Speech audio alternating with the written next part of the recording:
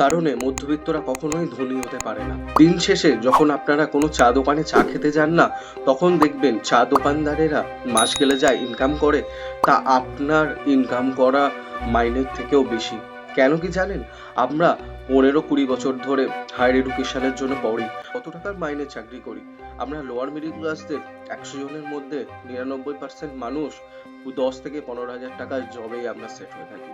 আপনারা কি জানেন যে 10 থেকে 15 হাজার টাকা চাকরি করতে আমাদের কি পরিশ্রম না করতে হয়? আপনাদের গ্রামে থেকে সেই ভোর 2টো থেকে এবং সকাল 8টা-10টা পর্যন্ত ট্রেনে কত মানুষ যায় কলকাতাতে বিভিন্ন শহরে কাজ করতে।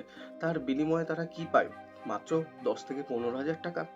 তারপরে বয়স হলে তাদেরকে ছেলেপুলের কাছে শুনতে হয় যে তোমরা আমার জন্য কি করেছো, এবং বয়সকালে নিজের ভবিষ্যতের কোনো নিশ্চয়তা থাকে না। তার একটাই কারণ, ফিনান্সিয়াল এডুকেশন, যেটা তাদের মধ্যে থাকে না। তারা ফিনান্সিয়াল এডুকেশন কি সে সম্পর্কে তারা কিছুই জানে না, এবং স্কুলও তাদেরকে সে বিষয়ে শেখায় না। তাই আমি এই চ্যানেলের মাধ্যমে আপনাদের ফিনান্সিয়াল এডুকেশন দেওয়ার চেষ্টা করি এবং এডুকেটেড করার চেষ্টা করি, যাতে আপনারা জানতে শিখুন, বুঝতে শিখুন। আর আমি চাই লোয়ার মিডিল ক্লাসরা বেরিয়ে আসুক। আপনারা বলুন যে আপনাদের পাড়াতে আগামী 5-10 বছরের মধ্যে কত মানুষ কলকাতায় কাজে গেছে? আপনাদের পাড়া থেকে কত মানুষ লোন না দিতে পেরে বাড়ি থেকে বেঘর হয়েছে? কেন গিয়েছে?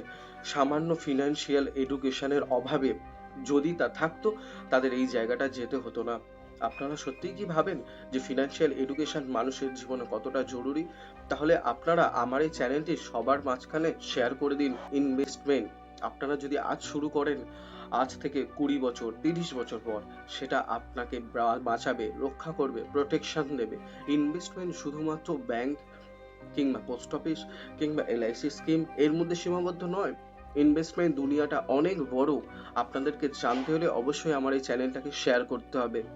চলুন দেখে নেওয়া যাক একটা ইনভেস্টমেন্টের উদাহরণ। একটা ইনভেস্টমেন্ট কেমন জানেন? ছোট্ট বেবির মতো। যেমন সেই বেবিটা প্রথমে হামাগুড়ি দেয়, তারপরে একটু একটু করে হাঁটতে শেখে, তারপরে কি হয়? দৌড়তে লাগে। ঠিক সেই রকমই ইনভেস্টমেন্ট। আজ আপনার যে ইনভেস্টমেন্ট হবে, আগামীকাল সেটা দৌড়বে।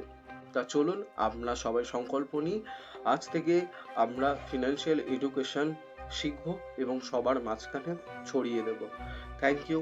যারা আমার এই চ্যানেলে নতুন কিছু পান কিংবা যাদের কিছু আরো জানতে ইচ্ছে করে ফিনান্সিয়াল ব্যাপারে, আপনারা আমাকে কমেন্ট করুন, আমি সেই বিষয়ে জানানোর চেষ্টা করব।